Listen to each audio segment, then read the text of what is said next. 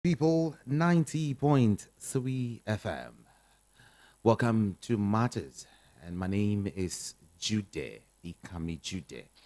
On Matters, we dive into some real political issues, like this, what is happening in our country politically.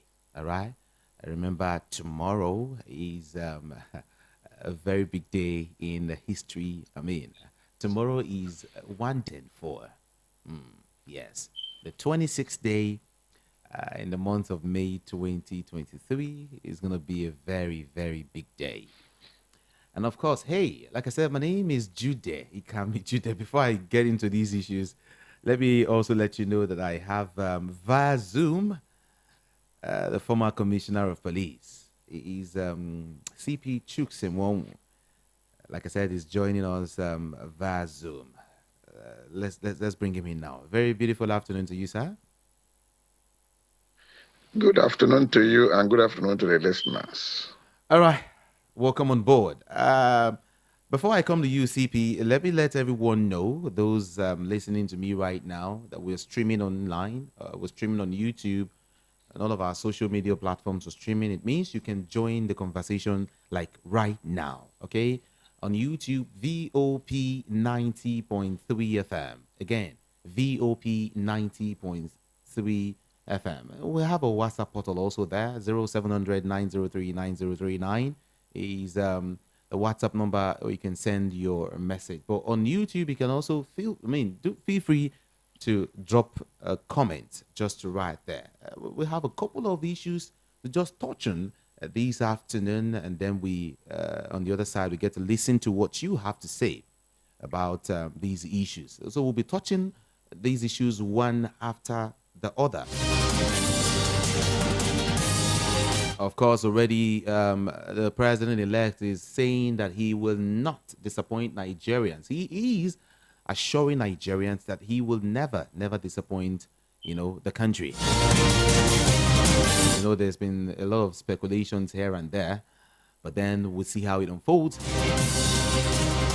I would also let you know that Buhari's handover transition document to Tinubu, he has handed over, transition documents, okay, to Tinubu, just to let you know what we'll be talking on this afternoon.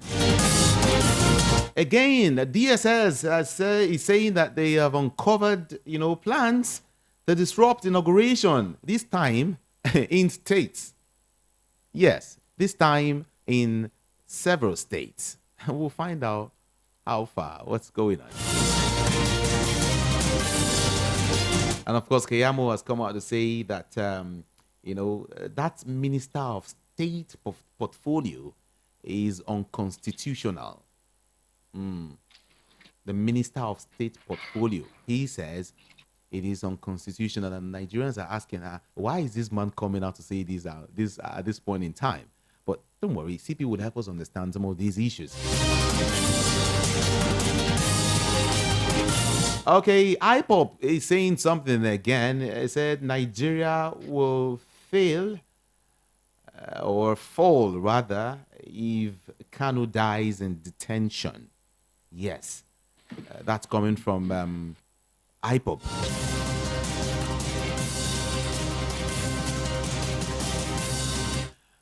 Information reaching us also says that Tinubu and Shetima, have been conferred with the GCFR and the GCON.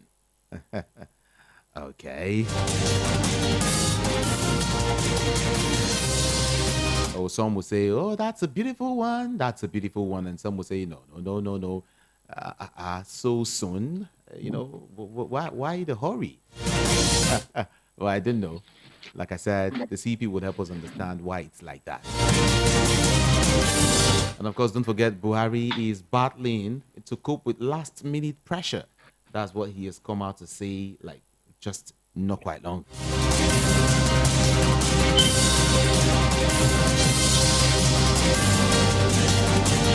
All right, a whole lot to really touch on this afternoon. But then let me take you one after the other. Okay, I'll just take you one after the other so we could just move. CP, let's start from here. owing to the large volume, of petitions filed after the last general elections, the Chief Justice of Nigeria, CJN, Justice Olukayo Ariwola, today, this morning, saw in another set of 39 judges to man election petition tribunals nationwide. Yes, 39 extra judges, to man election petition tribunals nationwide. The 39 are to work with the 307 earlier sworn in on November the 7th, 2022, who are already sitting in their various tribunals. Now, CP, would you give a nod, to these as it stands, to what the CJN has done, swearing in 39 extra judges to man election petition tribunal nationwide, aside last year in 2022?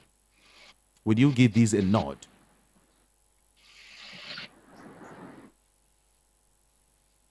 Well, it is perfectly in order in their wisdom as being holding forth for the third arm of the government, which is the judiciary. The CJN must have thought it expedient to add more justice to the ones already sworn in. I think it is to strengthen the election petition tribunals and to dispense justice, as fast as possible, so that at the end of the day, they would have fallen within the number of days constitutionally provided for hearing of those pending cases. So I think they deserve a nod, or the CJN deserves a nod for that singular action. Okay. Just to also mention that President-elect Shiwaju Bola Tinubu and Vice President-elect Kashim Shettima have been conferred with the Grand Commander of the Order of the Federal Republic of Nigeria. Of the Federal Republic, GCFR, and of course the Grand Commander of Order of the Niger, GCON, respectively. That is already. They have that conferred on them already. Now let's look at history. Let's look at it.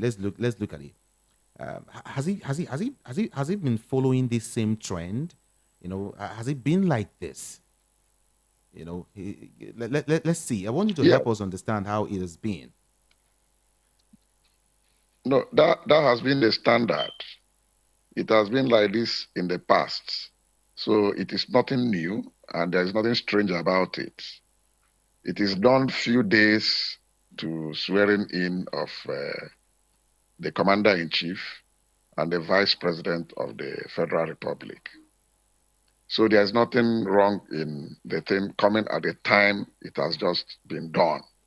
So it's perfectly in order. Nobody will fault that. Okay. Now, here is the third story.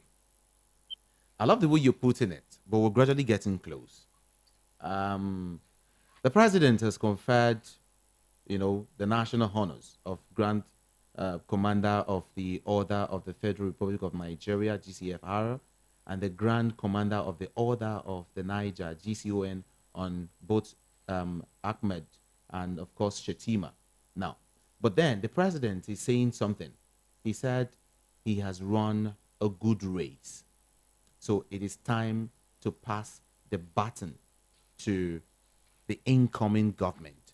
President-elect Bola Ahmed Tinubu, he said he has run a good race. And I've gone to, the streets of Lagos to actually get, people's opinion on this particular story.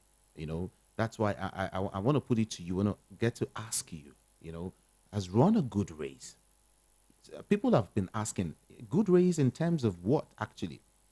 What sector of the economy? What exactly have you done well? That is according to Nigerians. What is it exactly that we are enjoying now? We can say, oh, we owe this to the government of President Muhammadu Buhari. He said he has run a good race and he is passing the baton, to the incoming, government. Can you talk to us more on that?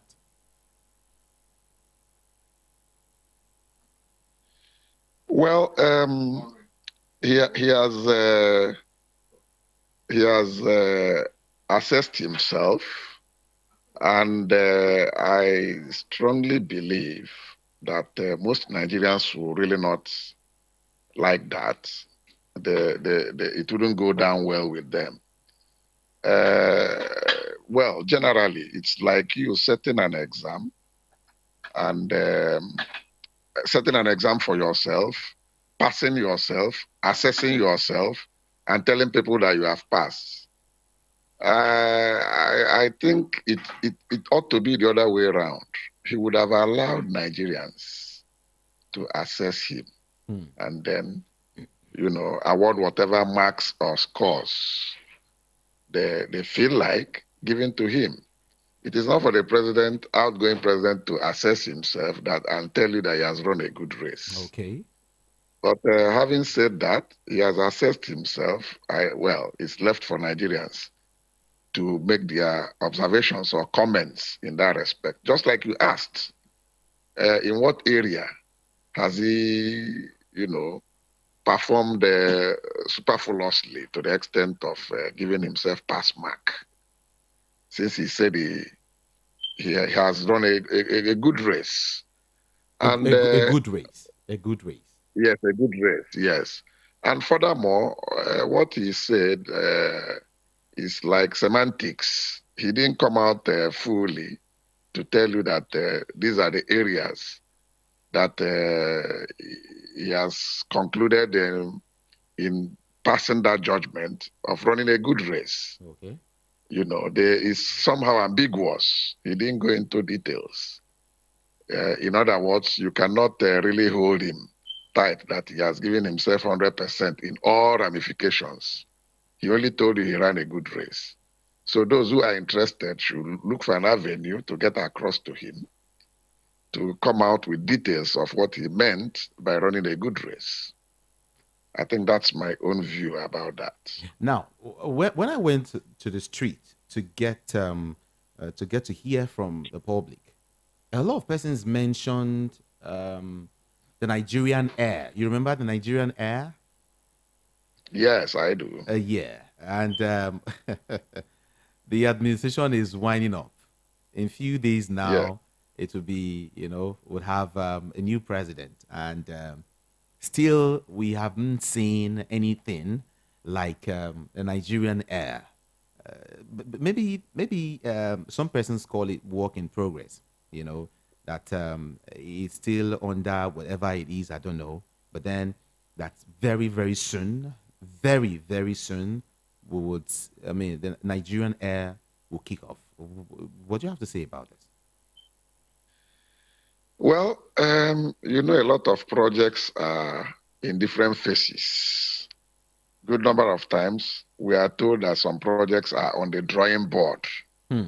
It Okay. is only when it crystallizes we now see it. Well, I don't know whether there are a lot of things happening behind the scene which you and I does not know.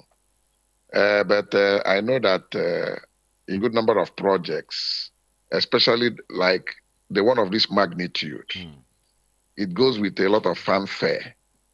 Fanfare in the sense that you would have been able to have a view of what is on ground Hmm. in terms of the logistics. Maybe would have, by now would have seen one or two aircrafts, whether they are domiciled here in Nigeria or they are still in New York and Paris or whatever.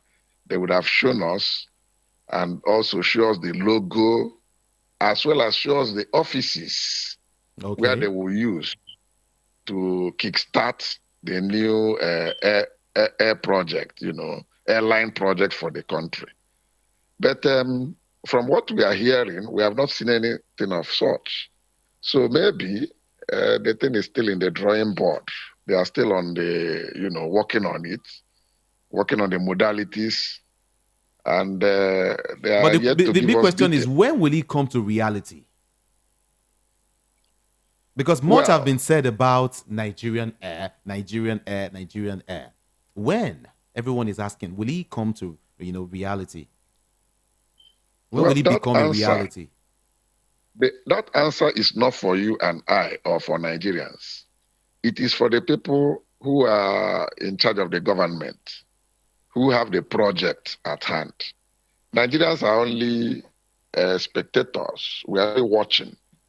Once you roll out the aircrafts and give us how to patronize it, then you expect Nigerians, they are great travelers. A lot of them will also go and, you know, patronize the new airline, the national carrier, Mm. and compare it with what they have on ground from the private sector, possibly to know which of the two that will give better services and possibly pocket friendly and so on and so forth, Mm. depending on the competitiveness of all stakeholders in the aviation industry. Okay. All right. I would also love to touch on the fact that, well, the president-elect today in Abuja said he will not disappoint the trust conferred upon him by millions of Nigerians. You know, he also affirmed that he understands the magnitude of the honor conferred upon him and the corresponding task ahead. He said a whole lot. Said he understands everything, but that he will not disappoint, Nigerians. And people have come out to say, don't you think that the task on ground is quite enormous, is huge, and that Tinubu as a person will not be able to carry the task, that is currently on ground in this country as a person. Again, I've asked this question severally, owing to the fact that age is not his friend, and health also, his health is really not too strong. And so people have been asking if Buhari came in in 2015, and he promised Nigerians a whole lot. He would not disappoint people. In fact, he said, that statement is for everybody and is for nobody. And now, Asiwaju Bola Ahmed Tinubu is coming in again to say he will not disappoint Nigerians. And don't you think that we should be able to, lay emphasis, okay, study these statements, very, very well to actually ascertain the area these people are talking about when they say that they will not disappoint Nigeria, they will not disappoint, the country? Well, I think by that statement of the president-elect, if you view it holistically and critically too, the president-elect is one man, and from his track record, you find out that he has never claimed monopoly of knowledge. And I think that should be a point, a positive point on his own side, because I'm sure what he means, or he meant rather, will be that he's going to package a team, a compact team Okay. of intellectuals who would have been vast in various areas, that can help salvage the economy from the state we find ourselves. Hmm. You see, sometimes you have novel ideas. What is now left is when you now roll out those ideas, the implementation aspect of it will now know how it is going to work, and whether it is going to improve the already deteriorated conditions that we have in Nigeria. I would also love to So touch. that, Okay. Go ahead, please. yeah, go ahead. All right. I would also want to touch on the fact that Nnamdi Kanu is still in the prison. In the custody, in correctional, facility. Now, people are saying if you don't want to disappoint Nigeria, you should start from, Nnamdi Kanu. Some quarters are saying Buhari should be the one to release Nnamdi Kanu, and some other persons are saying, okay, fine, maybe the next incoming administration should do that. Whose duty is it actually, CP? Who do you think should, release Nnamdi Kanu? Because there's been cry, severally from different quarters as to, okay, please release Nnamdi Kanu. Let it be your final gift, to Nigerians. Just do this one to at least give yourself a thumbs up. And now people are saying, okay, who is going to release this man? Actually, if Buhari is leaving, it's just few days to go, and no one is talking about Nnamdi Kanu. Please, CP, talk to us about this.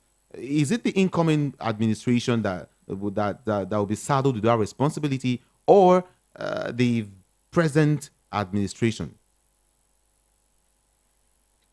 Well, it depends. It is the same political party. It is a continuation of the former regime, but wearing a new cloth as a subsequent or a new regime. Okay. So it does not really matter who eventually effects his release. Whoever effects the release is also a credit to the party that is in government. So if it were to be a different party that will take over as we speak, then we'll now say that, well, the credit goes now to the new government and the new political party. But if whether the outgoing does it or the incoming that will do it, the credit also will still go to the same party. So that's the area one will look at. It does not really matter who eventually gives an instruction to that effect. But the bottom line is that everybody is concerned for the man to get his freedom. Now, the indigenous people of Biafra, yesterday threatened that should its detained leader, Nnamdi Kanu, fall in the hands of Nigeria, then Nigeria and her leaders will fall in the hands of Biafra. Did you listen to that statement? Now, I want to ask you to be candid right now. Do you think, as it stands, that this man, Nnamdi Kanu, will be released anytime soon?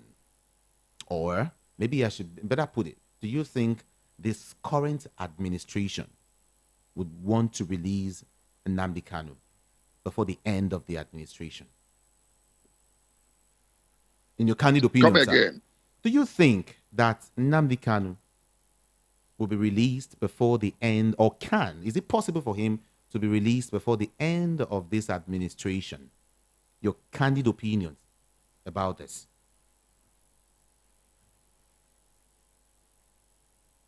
Hello? Hello? Can you hear me? Come again. The thing is breaking from this end. Okay. I started by saying that the indigenous people of Biafra, has actually threatened that should anything happen to Nnamdi Kanu, that Nigeria will fall. All right? Then the leaders also, will fall in the hands of Biafra. Now, I am now asking you, do you think, in your own candid opinion, do you think that Nnamdi Kanu will be released before the end of this administration? Well, like I said earlier, the administration is at its twilight. Today is 25th. In the next 4 days, the administration would have wind down and the next regime takes over. So whether they do it within these 4 days or thereafter, it is the same regime. You understand what I'm saying? Very well. It is the same regime. So, like I stated earlier, if there is any credit to be given, you are giving credit to the party and to the government. And it is a continuation of the same political party being on the background and the same political party forming the next government. Mm. So the issue of what we are asking for is a stitch in time saves 9. Mm. Whatever they want to do, let the government do it as early as possible, at least to assuage the fear, of agitation and crisis that could follow in the event of the unexpected happening by the man continued stay in that place. That's the truth of the matter. From popular opinion, I have gathered that, if he's released anytime soon, some persons are just jittery, scared that if Nnamdi Kanu is released, it might pose danger either to, especially to the incoming administration. Do you consider that true, CP? No, I don't think so. How will he pose a danger? Yeah, you see, the thing is this: there's a lot of misconception. People are, giving different interpretations to the man's position on the clamor for better things to come to the southeast geopolitical region. Well, if you look at all the agitation he has been coming up with, he has been asking for equity, fairness, and justice. What is good for the goose is equally good for the gander. His preachings has always been carry everybody along. We are all Nigerians. You cannot take some Nigerians or some part of the country as second-class citizens. Treat everybody equally. Do things on merit and on equity basis. That has been the man's language. Granted that some other people behind him are going beyond bounds, trying to do things that people see as being unlawful. And being the leader, that is why it seems he's paying the price. But if the law, by the position of the law, they say the man cannot be connected with all this violence that has been going on out of agitation. So then let's follow the rule of law and let the man have his freedom. And then I'm sure if he's out, he will be able to reach out to the people that work with him to see how they can do negotiations and get better deals for the Southeast through diplomatic means, not through violence or harsh stance. I think that's yes. You mentioned diplomatic means, and of course, some persons have come out to also accuse the United Nations to.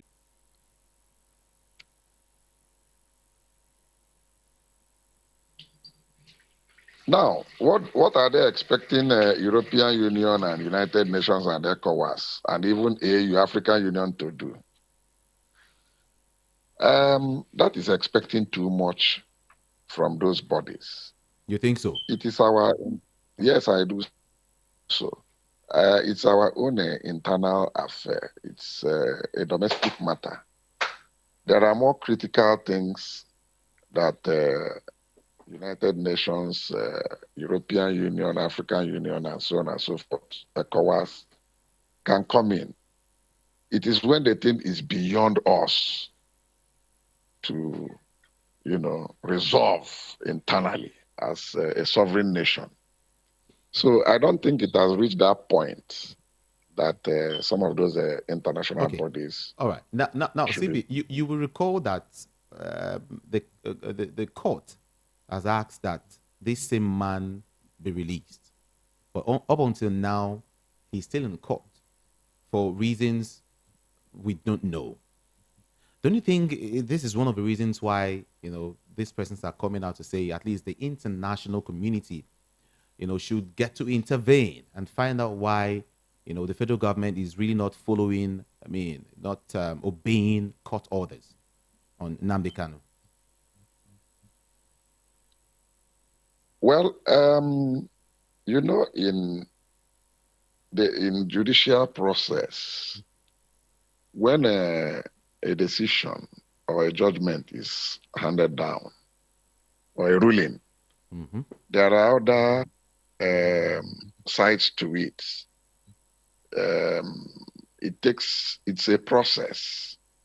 So it's left for them, those in the judicial system, to fault why the release has not been effected up till this moment.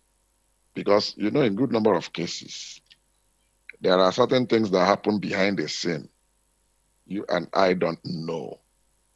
And it has not been made public to all of us. So it presupposes that once we have made our clamor, we now wait and watch to see what exactly is happening. And I believe that is what exactly must have been going on by now.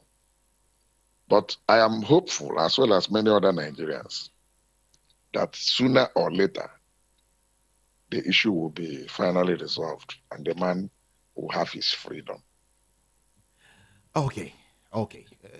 Let's move away from this story. Of course, we're getting close to. I will still get to ask you issues relating to, I mean, the court cases rather. We'll still touch on, the Shetima case that is, up and burning so strong. It's burning like, wildfire, I must say, because, well, it's quite huge. We must talk about this. We must talk about this. And of course, remember, tomorrow is a big day for, our country. So I will get there.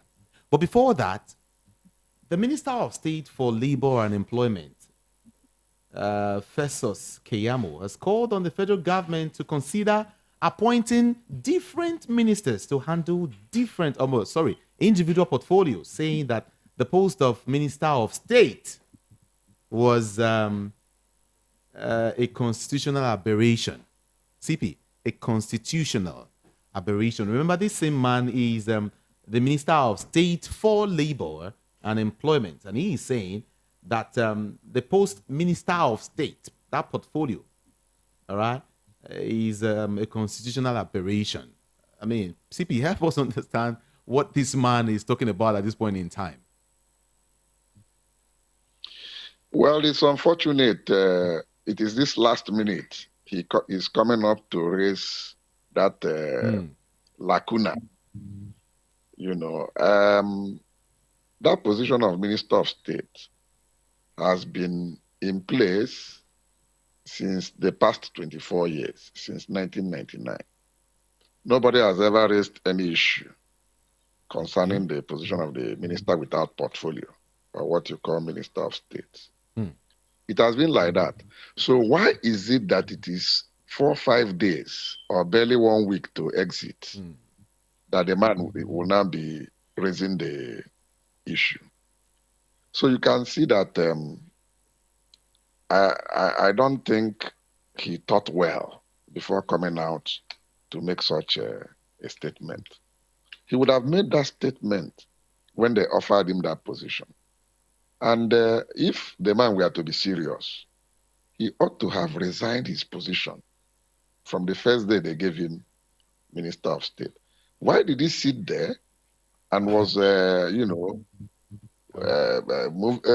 moving around, and I don't want to use the word globetrotting, and enjoying the perks of the office and the paraphernalias that goes with the office of the Minister of State, only for him to now come 4 or 5 days to the exit to tell us that it's an aberration in terms of the Constitution. Okay, is he trying to tell us that we should, in the next regime, not consider providing or sustaining the position of office of the Minister of State? And furthermore, come to think of it, we are running a democracy. The democracy is spiced with some pillars, such as federal character and quota system and all that. And everybody is clamoring to have his or her own indigene occupy a ministerial position. So if the ministries are not up to 36, what do you expect the federal government to do, the presidency to do? Is it because you want them to carry you along? They now start to create ministries and create about 36 ministries plus the 37th one to cover, to be sure that they pick from. That's why they have to create minister of state position, so that those who cannot make it to the position of minister with portfolios can now be accommodated in minister of state position. And it is not a permanent thing. We have seen situations where they do cabinet reshuffle. And then some of them, when they drop some ministers who are full-fledged ministers with portfolio, they consider those who have fared well as minister of state and upgrade them to come and become full-fledged ministers. We even saw it happen during the primaries last year when Rotimi Amechi left as Minister of Transport. His Minister of State moved up and took the position. The same thing happened in finance when Adeosun, the woman minister, resigned. The present minister of finance was a minister of state under her. She came up and took the position. So, as far as I am concerned, what Kiyamo Festus is saying does not really make much meaning and shouldn't even be an issue for Nigerians to waste their time on. We should be thinking of how to face economic challenges, the security we are having, how to sort out the issue of 77 trillion allegedly owed by the people and government of Nigeria, and so on and so forth. These are more crucial and critical issues to look at than telling us whether we face out Minister of State, or is he trying to say that we should go and create 37 ministries so as to satisfy the person of Festus Kiyamo? I think I will leave it at that for now. Okay, let's leave it at that. VOP 90.3 FM. My name is Jude, and I am having a conversation with a former commissioner of police. He is CP Chuksin. Okay, now, to the big story of the day.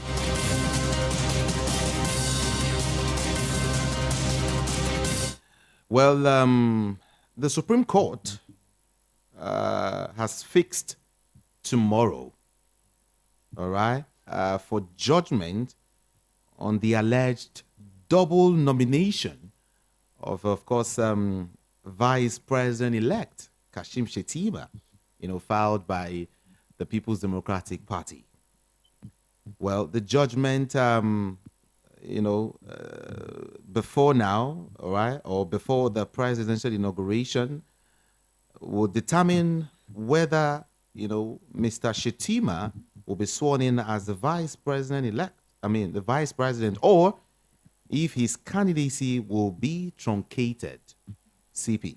Now, and tomorrow, like I said, I've said it a couple of times that tomorrow is one of the most important days in Nigeria since February the 25th election.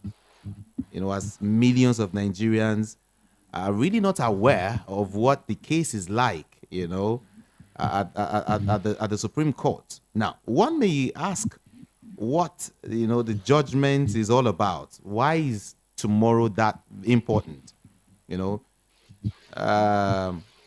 a nutshell, it is something I would want you, the CP, to help us understand.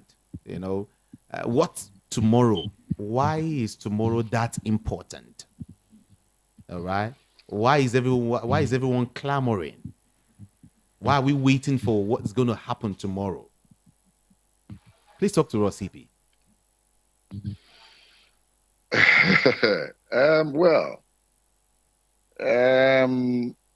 The whole process has gone a long way, and Nigerians are really eager to listen to the Supreme Court judgment.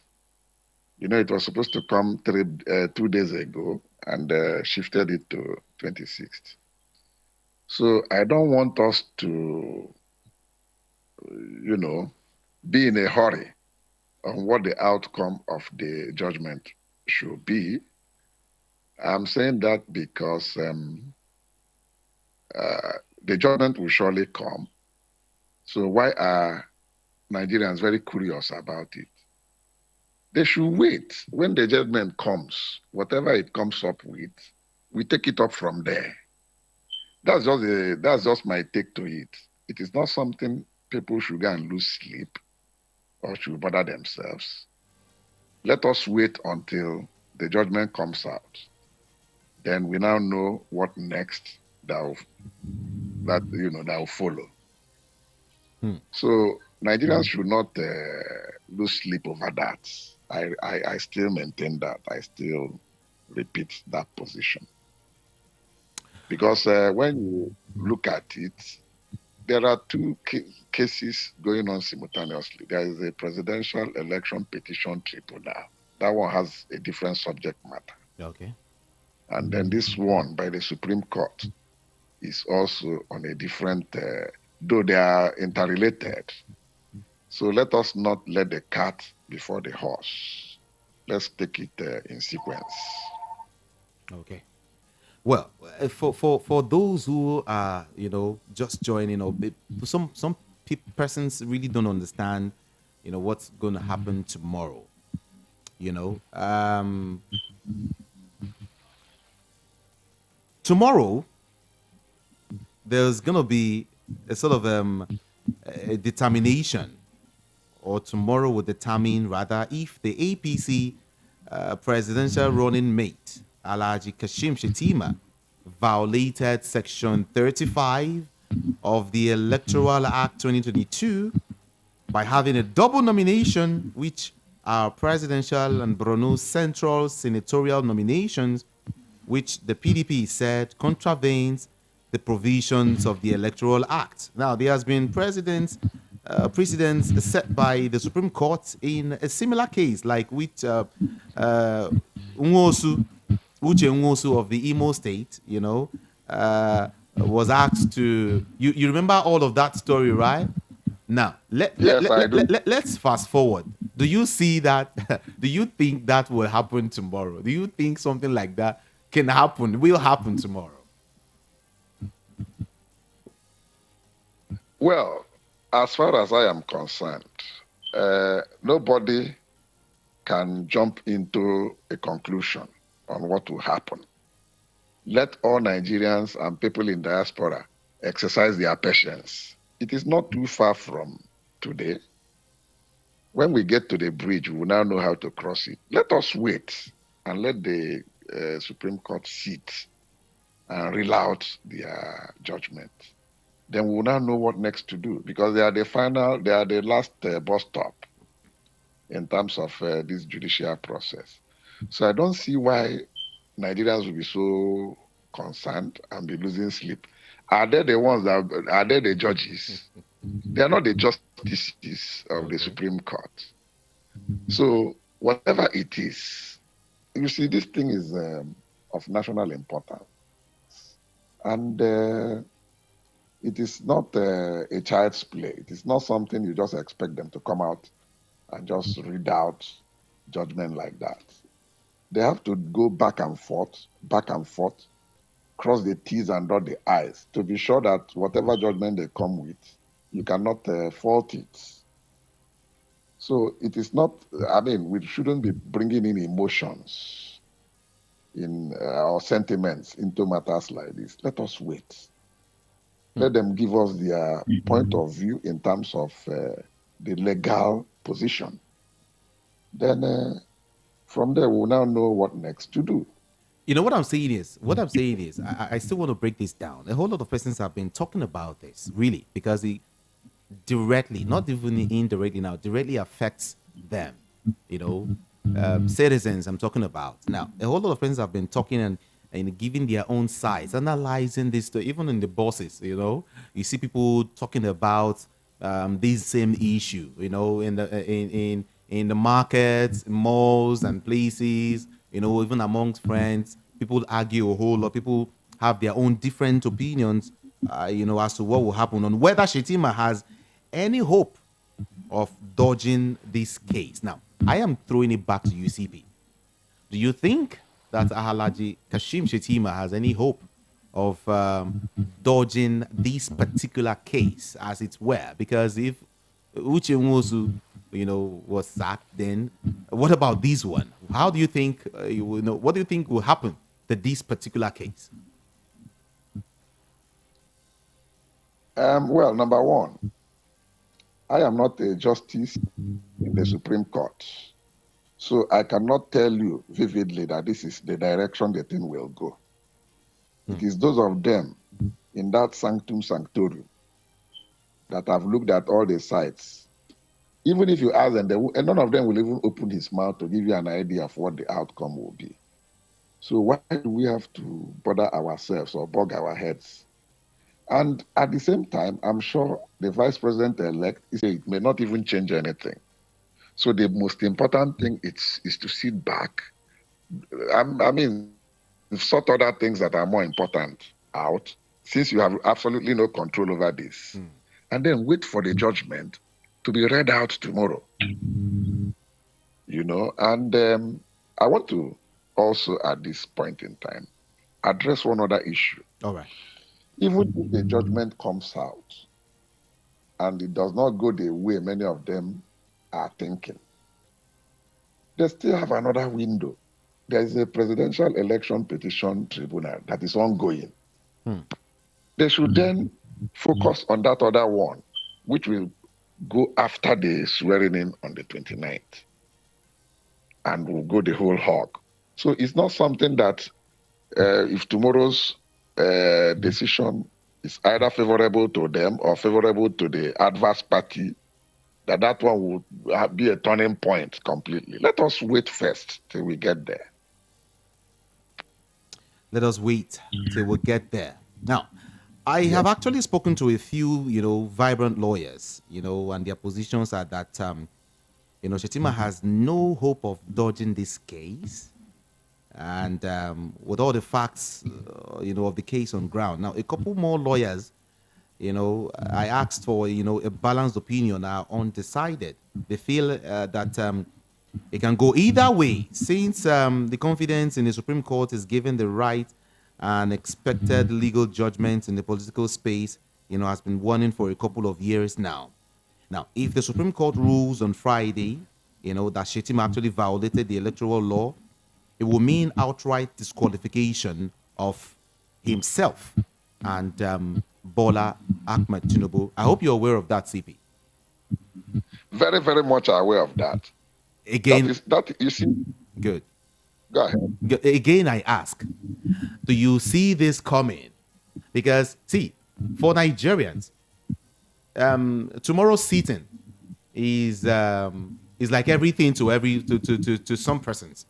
Okay, it's like everything to some Nigerians. They're not even waiting for the election petition tribunal. No, they're waiting for this particular one, because if this one is done the way it ought to go, then there'll be a change almost immediately. The dance will change automatically. Again, I ask, CB, do you see this coming?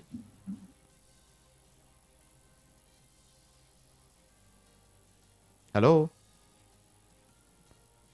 CP, are you there? Hello? Oh, I think we're having network issues at this point in time. But I've been speaking with CP Chooks in Wonwo. All right? I do hope we get him back on a telephone so we can conclude on this and also get to hear your own opinion. Now, I would also want you to join the conversation via YouTube. For those watching live, I would encourage you to please drop a comment so I could read it out, okay? Your opinion, your take, your view, your question, your query, your comment, everything. Please just send it, okay? Via YouTube. That is at VOP 90.3 FM. Go to the comment section and let's get your own thoughts, okay, on this particular issue. If Shetima is disqualified, means himself and Ashiwaju, all right, it means both of them have just been disqualified. If, like I said, all right, but we don't know what's going to happen. We don't know what's going to happen. But then, let's see if we can open up the studio lines. I would love to hear from you. But though I would still have to connect with the CP again. I'll bring back the CP, and there are some questions he needs to answer, like very, very seriously. Eh? But then I want to hear your own comments, your own views, your own observation, all right, about some of these things. 0700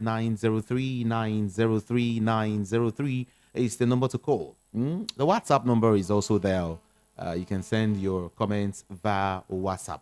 Okay, that is 0700 903 903 903. 0700 Yeah, that's the WhatsApp number. Okay, so let's do phone calls now. Please endeavor to go to the comment section and drop a comment for me as quickly as possible. That is on YouTube. Let's hear what you feel, what you think. All right, and hey, you can also share these with people. Ask your friends to join this conversation, okay, via YouTube. And let's have a very robust one. We're talking about our country. No place like home, man. So that's just it. Let's visit the phone lines. Several questions to ask the CP, I must say. Hello, CP, are you back? Hello? Oh, okay. Let's go there right now. Hello, good afternoon. Hello, good afternoon. This is Dominic calling from Austria. Dominic, Austria. Okay, let's hear you quickly, please. Thank you. I want to speak in response of the Shetima double nomination. Listen, we in diaspora, we are watching this judgment tomorrow, and we are expecting the judge to obey the rule of law, because Section 135 have already stipulated there in INEC Constitution that no member is allowed to have double nomination. So if the judge got it right tomorrow, then the tribunal and other judges will use as an example. But if they got it wrong tomorrow, definitely they have set the country ablaze, because you cannot rule outside the Constitution. Secondly, I want to make a statement about the 25%. Sorry for butting in. I read the Constitution for 3 good hours again, most especially 3 points, Section 2 of the Supreme. Section 133 of the Constitution. In Section 2 say that the Federal Republic of Nigeria is constituted of 36 states and the Federal Capital Territory. In Section 133 also said it there that every state is liable of a governor, but the federal government of Abuja, which is the president, is like a governor in Abuja with 6 council municipal. So Abuja is not a state. So those bringing the section 299, bringing it back. No, you have to start from 1, 2, 3, read it down. You cannot jump from 260 and bring it to 1. No. So we are not waiting to see what will happen tomorrow. It's very funny, but we are optimistic that it will go right tomorrow. Thank you very much. Okay. Thank you so very much. Let's talk to this person. Good afternoon. Hello. Good afternoon. Hi. Good afternoon to you. My name is Augustine Sylvester. I'm calling from Festac. Okay. I have heard the conversation. My own opinion is very simple. Our judiciary know what is the right thing to do. And I believe that whatever they say the other side of it, or taking the way of bringing the country down by lying, Nigeria cannot keep quiet. We're supposed to be on protest. Show them that what they do is not the right thing. Because if we keep quiet and look at them, the judiciary will be going down every day. And our people say that what the right thing stay in the system. It will become a law. And now we are treating it as a law. So that is my own opinion. Thank you very much. Okay, thank you so very much. I forgot to tell you to keep your comments civil. It's very, very important at this point in time. Very, very important. Okay, do keep your comments very, very civil. Thank you so much. So you will not come and disturb anything. Okay. 0700 903 903 903. Don't forget that the CJN has sworn in about 39 extra judges for the election tribunals in states now.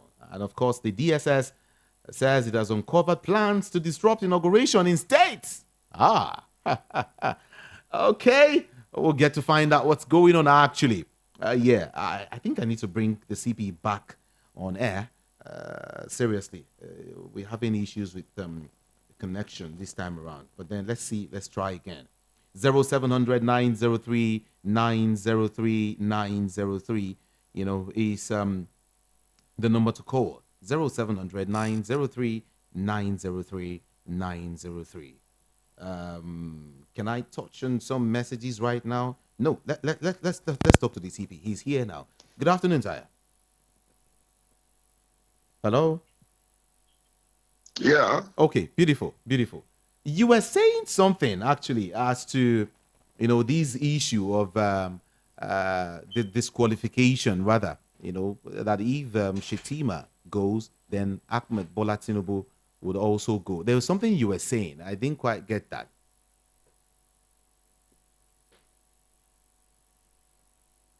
Hello? Are you talking to me or somebody else? You. Can you hear me?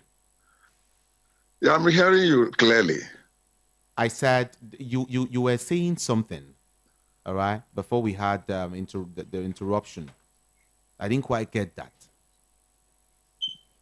No, what I'm trying to say is that whatever is the outcome tomorrow, then we'll know what next that follows.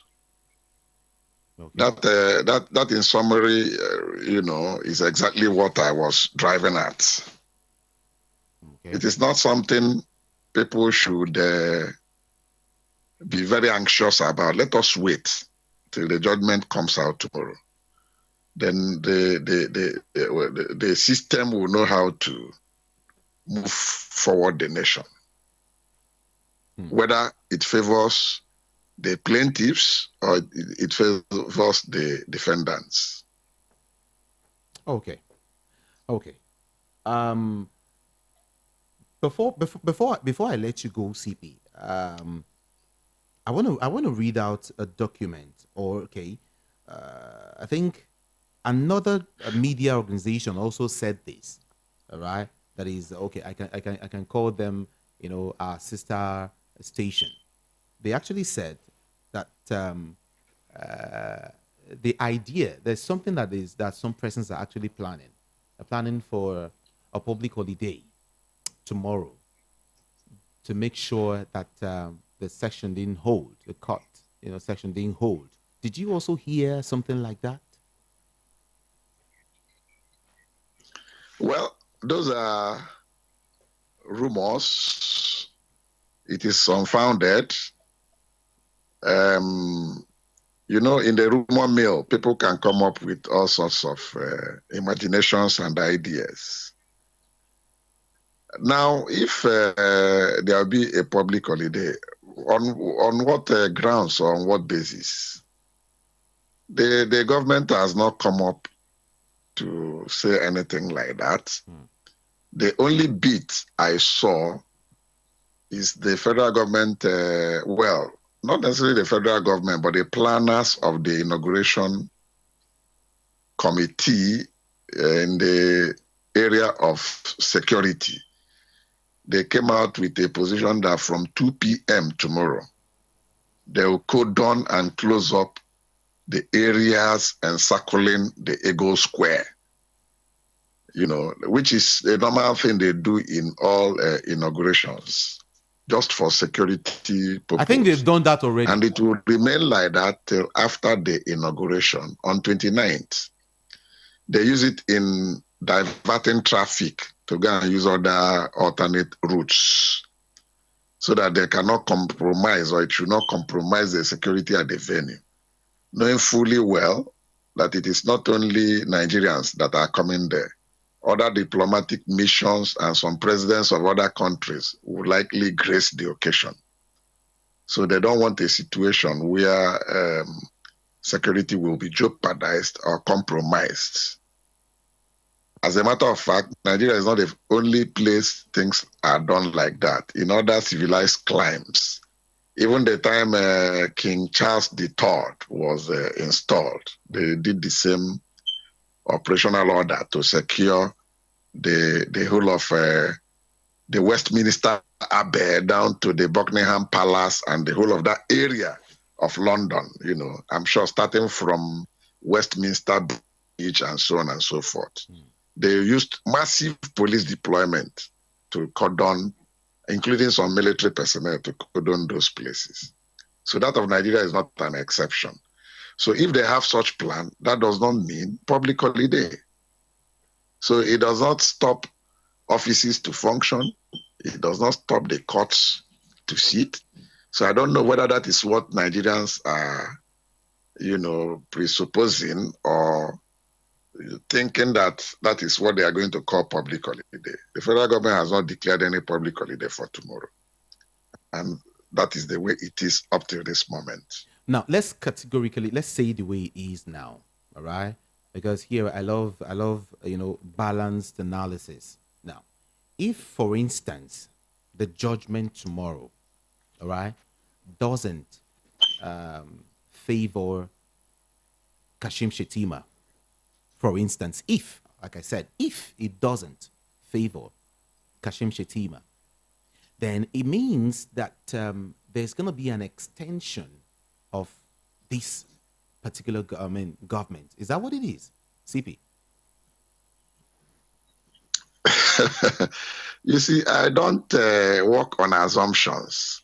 Let us not go into that area. If it doesn't, let us wait for it. Let it not favor him first.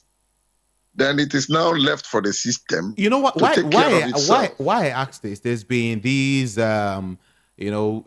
statements, from some Bush radios like that, and saying that Oshibajo would hold forth that analysis. I don't know if you also heard that Oshibajo would have to stay, or Buhari will have to extend for like 5 months or thereby. If he doesn't want to stay, then Oshibajo will take over, will stay there for a while. Then there is these and all of that. So that's the reason why I'm trying to find out. So let's have a balanced one now. Let's help ourselves understand now. If this favors, if this doesn't favor Kashim Shettima, is that what's going to happen? Do you foresee that route? Do you foresee an extension? That route they are coming up with is undemocratic, one. Okay. And secondly, I believe also too that it is their own figment of imagination. It is that what you call left it? For the judgment. When the judgment comes out, that's why I say when the judgment comes out, the system will know how to take it to the next level. That's why you hear people make sayings like, let us get to the bridge, then we'll now know how to cross to the other side of the river. It's preposterous for people to just sit down and be coming up with all sorts of ideas in their heads. It doesn't work that way. The Constitution has provided the procedure and the whole processes for running of the government. So if you find yourself in a very tight corner, I know the direction you're going and the direction the public opinion is going. Those ideas are utopian as far as the whole thing is concerned. We have to follow the legal process vis-a-vis the constitutional provisions. Those are the angles we should be focusing on. Not a situation where you see this idea of even talking of interim or no interim government is not there in the Constitution.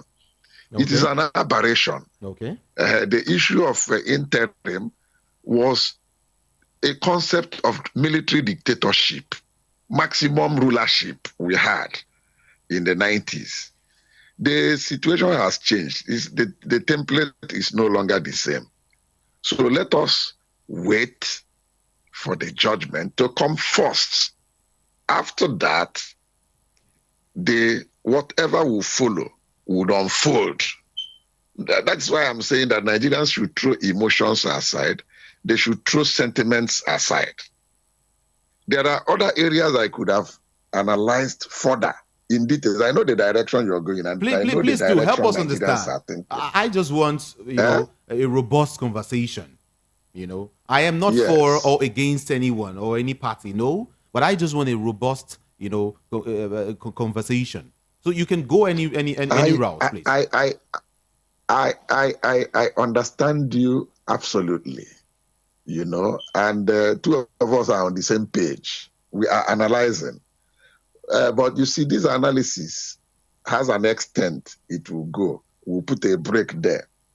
I know exactly what Nigerians are waiting to hear, and I will not want to open that page for now. Maybe by Tuesday, I will open it the more. Okay. But for now, okay, I don't want to open that page now. I know where they are going and where their sentiments and emotions are taking them. Let us leave it for now. Let us wait for the judgment to come tomorrow. Then we'll now watch how the system will approach it and resolve it, so that if the thing goes off the track, then that is where you now see reactions from Nigerians.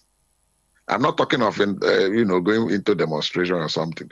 That is where you see critical analysis will start coming from all angles. Because as far as I am concerned, like I have always maintained, I am not a politician. I am not in any political party. So I stick on the path of the truth, and I try as much as possible to be very objective about analysis and issues. So that's exactly the direction I'm going.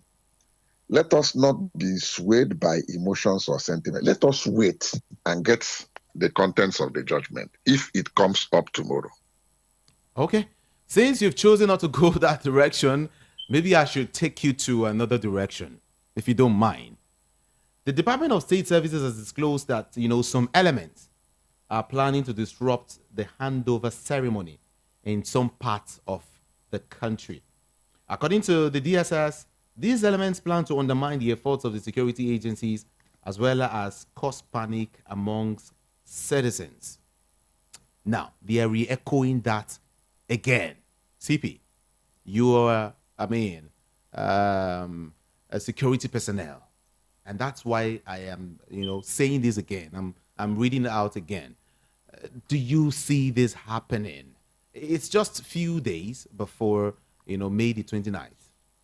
The DSS came up earlier to say this, and they're coming again to say, to re-emphasize, to say it again, that some persons are planning to disrupt, the exercise in states. Now, we're not talking about Abuja.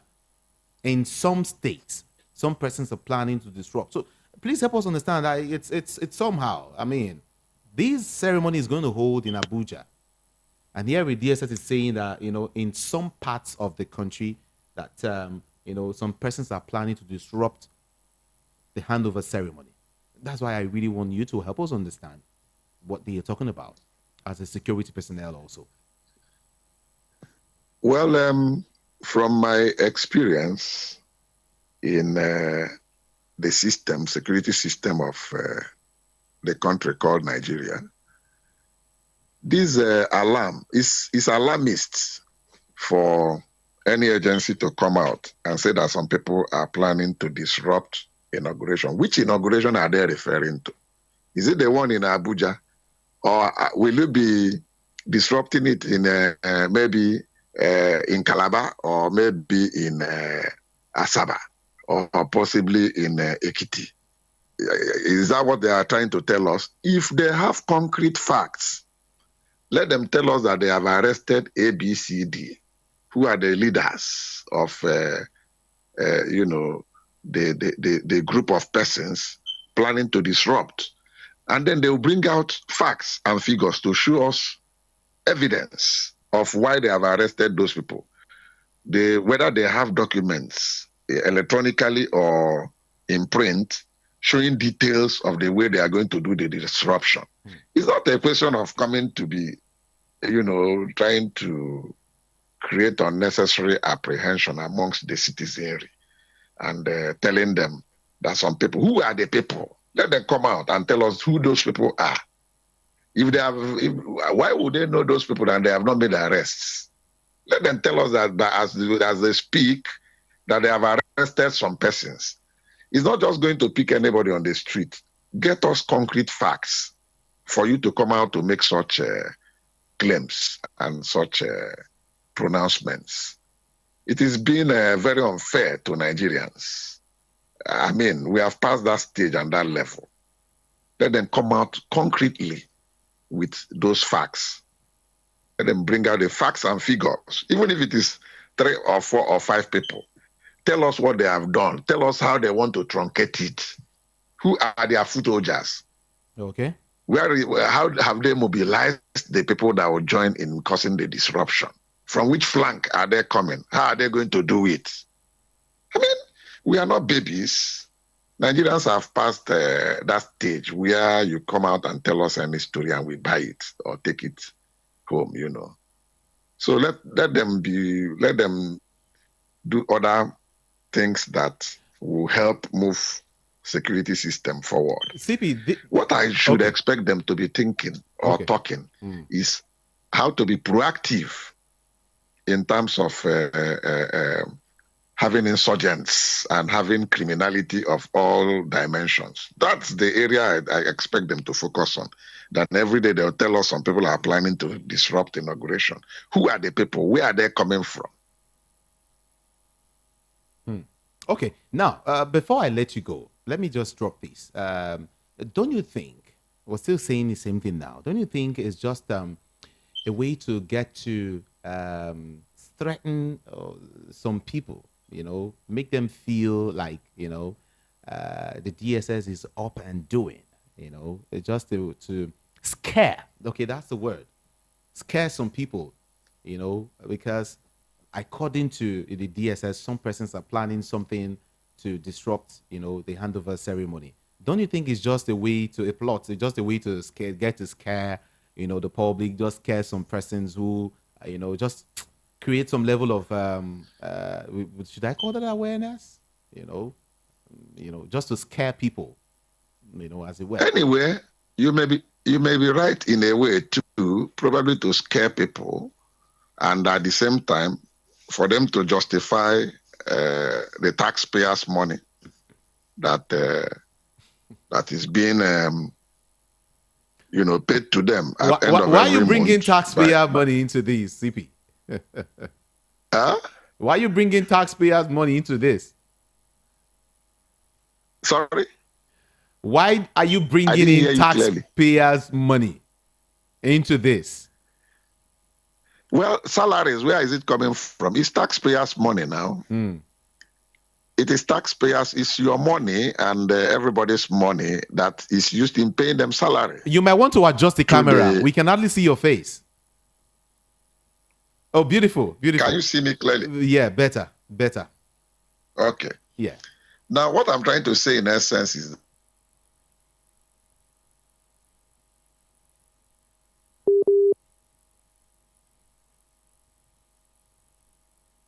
Hello,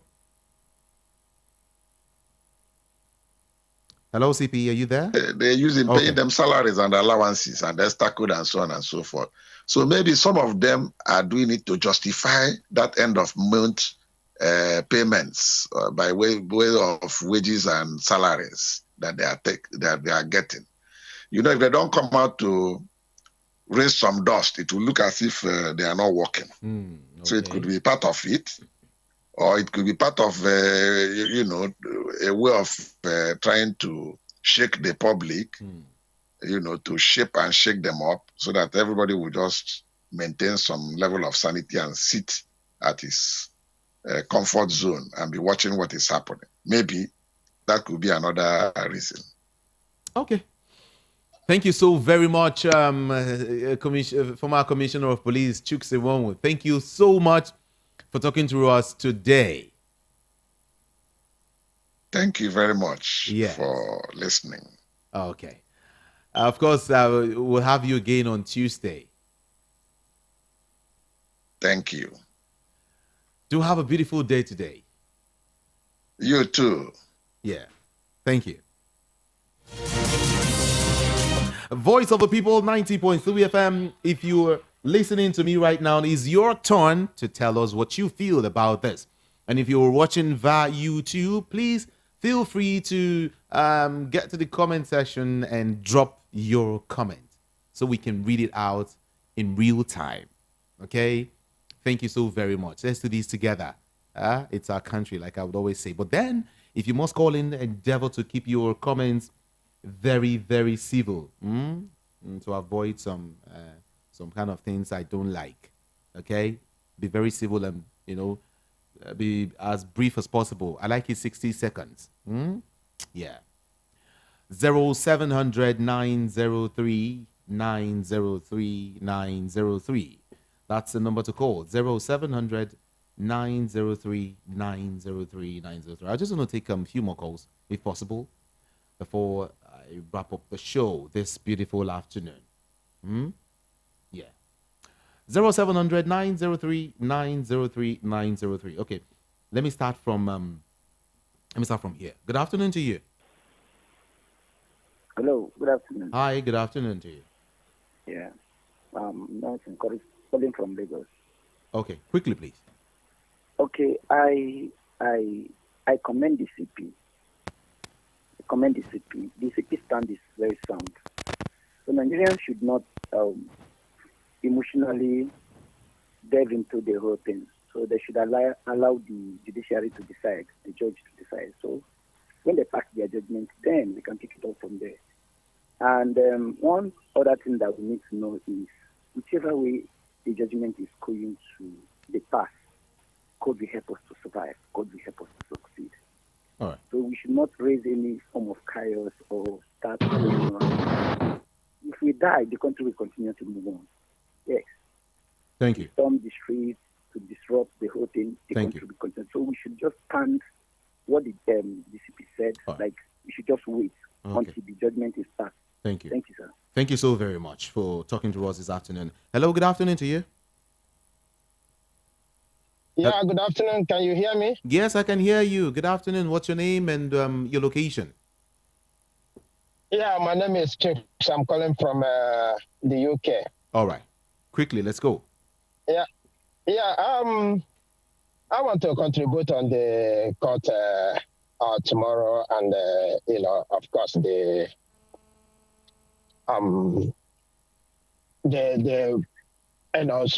police, the DSS, threatening Nigerians, because I take that as a threat.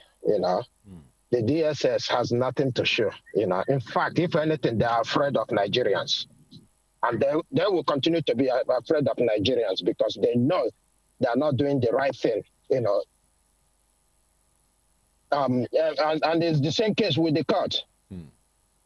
The judges, if they like, let them do the right thing. If they don't like, let them do whatever they want. But if anything happened to Nigeria, let them know that they are the cause of whatever that will happen to Nigeria. Because Nigerians, as it is today, whether you like it or not, whether they are shutting people up or not, because I don't even understand why you, the media, are not doing your job properly. I'm sorry to criticize. I'm not taking it personal with you, but the issue with Nigeria is many people have abandoned their job, especially the media. The role of media is to hold the government responsible and educate the people. Oh, really? Meanwhile, when the people come to speak out their mind, all you tell them is don't speak, mind your language. There's nothing like mind your language. As long as nobody is threatening anybody, you have to say it as it is. And this is why these people continue to treat Nigerians in this manner.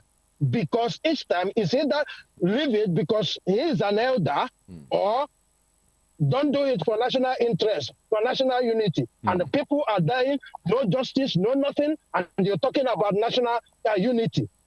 I'm so sorry. Like I said, I'm not taking it personal on anyone, but the media is part of the problem we are facing in Nigeria. I yield here. Thank you. Thank you so much. Hold on. Hello? Yeah, I'm here. Can I say something to you? Yeah, sure. In as far you are not inciting the public, in as far you are not calling names, all right? In as far you are not hitting the polity, of course, we'll give you the chance to say anything, all right? Aside the... Yeah, but when you say you are not hitting up, right? If someone is saying the truth, it's like, okay, I'll give you a perfect example why I speak in that manner, right? It's say the killings in Nigeria, right? The government never allow you as a media house to report it. Is that right? Beautiful. I think I love this angle. Now it's okay. It's okay. Let's leave it there. Thank you so much. Thank you. Let's not go further to argue. Like I said, we're trying everything possible. The media, the Nigerian media, is trying everything possible to report, to get you informed. Okay, but then there are levels to these things. There are extents we can go to allow anybody speak about just anything the way you want to say. If we want to leave you to say things the way you love to say it, we know some of these things, okay? But then the best thing to do is just to make sure we put some level of calmness into it, and let's just thrive the best way we can. So if we allow Nigerians to just call in and no, it's not going to go well. It's not going to go well. When there is war, what we pray for is peace. What we pray for, what we fight for, is not the continuation of the war, but peace. And that's what the Nigerian media is doing. Okay, to try to guard against some of these things, bit by bit, so we all could have, could breathe fresh air. So sorry we don't accept, we don't allow, people to just take some calls. We don't allow people to say what they really want to say, but, we just want the country to become a better place. We just want the country to be a better place. I just hope you understand. I'm trying everything. I'm really trying hard to make you understand this, okay? That's what it is exactly. But I want to appreciate you for calling and for sharing your views and your opinion. Thank you. I appreciate you. It's your country, right? Yeah, Nigeria go better. Let's get back to the phone lines and take more calls now. 0700 903 903 903. Good afternoon to you. Hello, good afternoon. Hello? Hello, I can hear you now. Good afternoon. Hello? Hearing me? Hello? Oh, Hello? so sorry about that. I think you should call me back. Please call me back. Call me back. Good afternoon to you. Hello? Aurora, Colorado, USA. Okay, welcome. I won't speak pidgin English, make all of us hear what I want to talk. But you have to be brief about that. Just 60 seconds, please. Our time is up already. Let's go. Okay, let's go. Good. All right. You see, we don't want trouble. We don't want fight. But you can't beat a child and you tell the child not to cry. It's not done. So, first of all, now I want to remove oil subsidies. Because of it, I go collect $800 million from World Bank. Now, don't suspend oil subsidy. Make una return the money, because don't continue to borrow on the head of me and my children. It's not going to happen. 4 days to go. Boo just they borrow. Send a house or send una just they sign. Who now they borrow this money on top? Make una not sign anything, no. You don't want to don't borrow, it don't do. Because all this one I do for grant. Make una notice on that didn't want to do it to our grandfather or our papa and they not talk. Me and my children, we go talk. We go investigate and we go bring everybody. When he borrow our head, They can do consumption instead of production. We go bring all of una to book, whether una like it or not.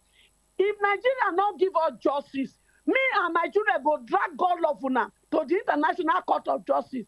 If una like, make una enter inside grave, una children go answer for it. So this is not business as usual. Boo boo, I am telling you, it's not business as usual. Thank you. Thank you so very much for talking to us. Good afternoon to you. Good afternoon. Good afternoon. Calling from the Bible. You see, one problem in this Nigeria is all over the place, especially in Africa. You see, for you to shy away from the truth. And that is why sin will never leave this country. Sin will never leave in a family where you continue to hide the truth.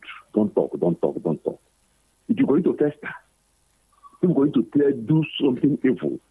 But there are people in my own area, they say, when you expose sin, it will go away from the society. If you expose every sin that is happening, Nigeria will be better. But because when they talk, they say, don't talk. And those of them perpetrating that evil will continue.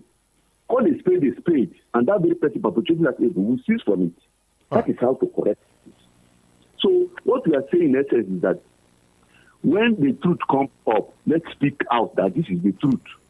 And we know the truth, and that is why the country is on the lockdown today, because the truth has not been spoken. When they say speak the truth, they say hold on. Let's all speak the truth. Even those of them now who are in the position now to speak the truth, we know that yes, they want the truth to be spoken. They will go out and speak the real truth. But if we continue to pamper that thing, that evil, they will not speak the truth. After all, people will not do us anything. Thank you. Let us speak the truth so that Nigeria will be better. Okay. And we're going to shift it forward. Nigeria problem is going to be shifted forward, and we're going to suffer it. Thank you very much. I appreciate your call. But you said that's why Nigeria is locked down. No. Coronavirus don't over.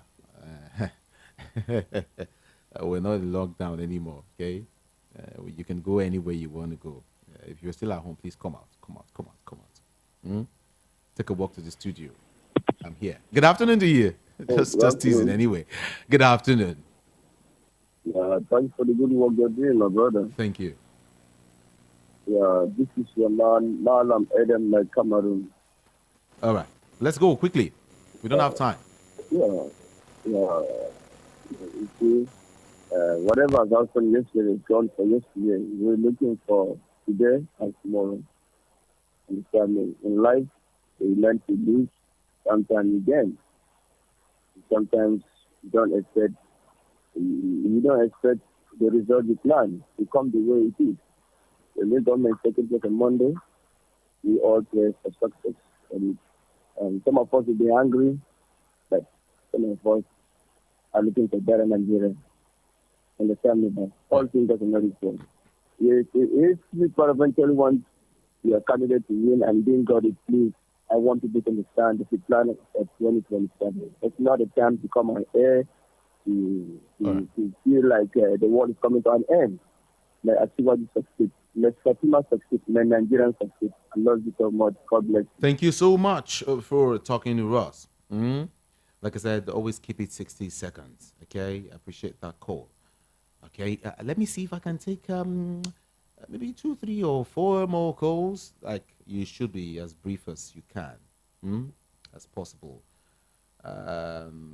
WhatsApp is there also. YouTube, if you are watching, if you're just joining us, please do well to drop your comment in the comment section. Okay, yeah, let's read it out. Yeah, thank you. Good afternoon to you. Good afternoon, Brother Jude. Quickly, please. Yes, sir. Good afternoon, sir. Yeah. How's work, sir? Roll. Good. You are doing a great job. God will bless you, sir. My take on this is that either the judges, do it wrong or right it tomorrow. Whether they do it wrong or they do it right. All I know is that we youth, when Nigeria people are, when Nigeria people are tired, they know what to do. Because if you remember what happened in 2020, this thing, happened just one day. That lots of people are tired, youth are tired. That's why that thing happened the way it happened that year. But the way things go now, so they have to judge this thing the right way. That's what I want to say. Thank you, sir. Okay, thank you so much. Now let's visit YouTube.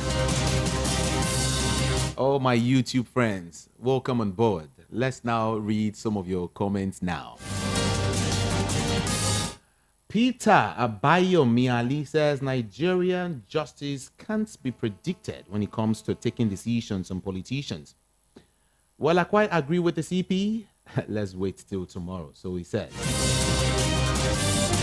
Kelvin Okon says Nigeria has lost confidence in the judiciary until judiciary do the right thing and win people's confidence again.